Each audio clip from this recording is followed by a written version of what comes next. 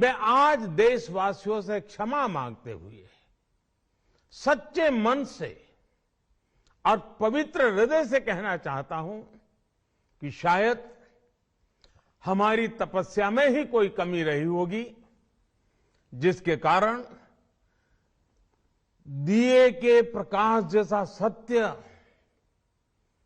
कुछ किसान भाइयों को हम समझा नहीं पाए।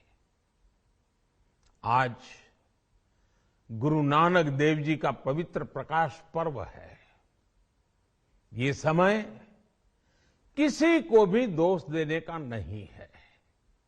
आज मैं आपको, पूरे देश को ये बताने आया हूं कि हमने 3 कृषि कानूनों को वापस लेने का, रिपील करने का निर्णय लिया है।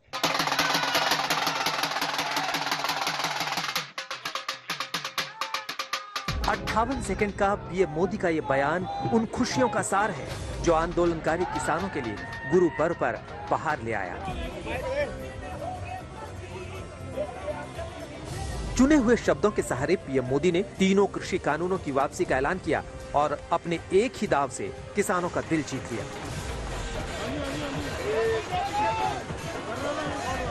क्योंकि साल भर से किसान संगठन तीनों कानूनों की वापसी की मांग को लेकर आंदोलन कर रहे थे और कानून वापस ना होने तक आर पार की लड़ाई का दम भर रहे थे। गुरु नानक जयंती की सुबह कृषि कानूनों की वापसी की वो खुशखबरी लेकर आई जिसकी आस किसान संगठन लंबे समय से लगाए बैठे थे।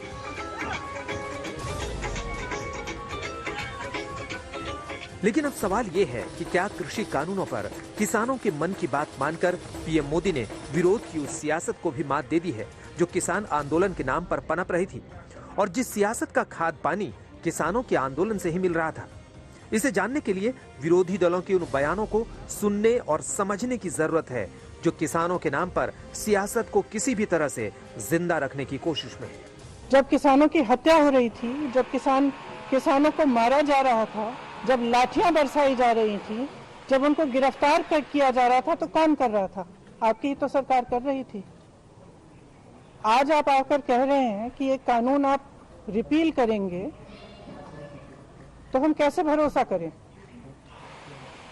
हम आपकी नियत पे कैसे भरोसा करें? तो अगर ये जल्दी हो जाता 700 किसान को शहादत से बचाया जा सकता था।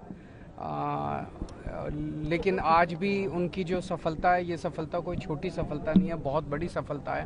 शायद भारत के इतिहास में ये पहली बार हुआ है कि किसी आंदोलन की वजह से 3 कानून जो है वो सरकार वापस ले रही है। तो मैं किसानों को बहुत बहुत बधाई देता हूं। इस गलत और काले कानून की वजह से 700 किसानों को अपनी जानें खोनी पड़ी।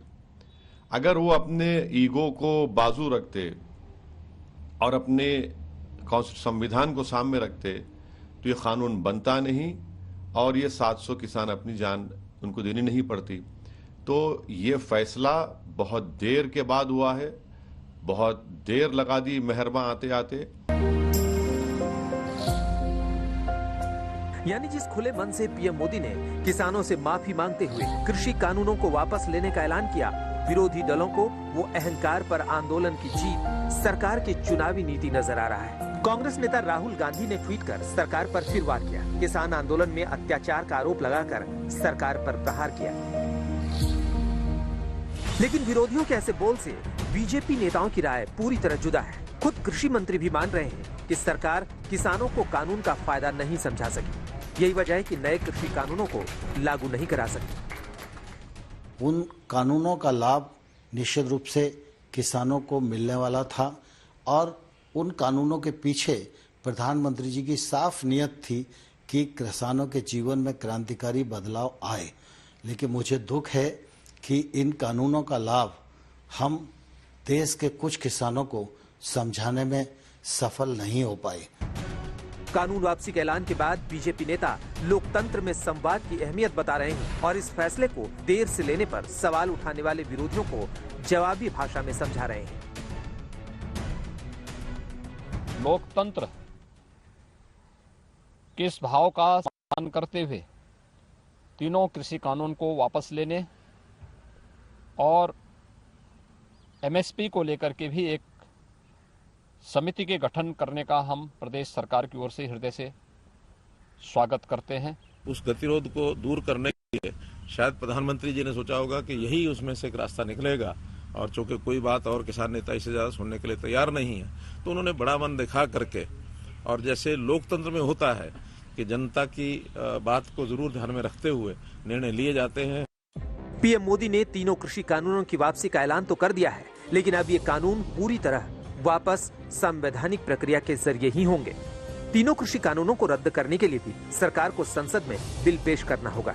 संसद में बिल पेश होने के बाद उस पर बहस होगी और वोटिंग होगी। पीएम मोदी ने आने वाले सत्र में ही बिल पेश करने की बात कही है। तो क्या इस ऐलान और भरोसे के बाद आंदोलनकारी किसान घर वापसी को तैयार हैं? वापसी होगा पार्लियामेंट से। पार्लियामेंट सेशन 29 तारीख से है, तो इसको पार्लियामेंट में रखो, इसको वापसी करवाओ।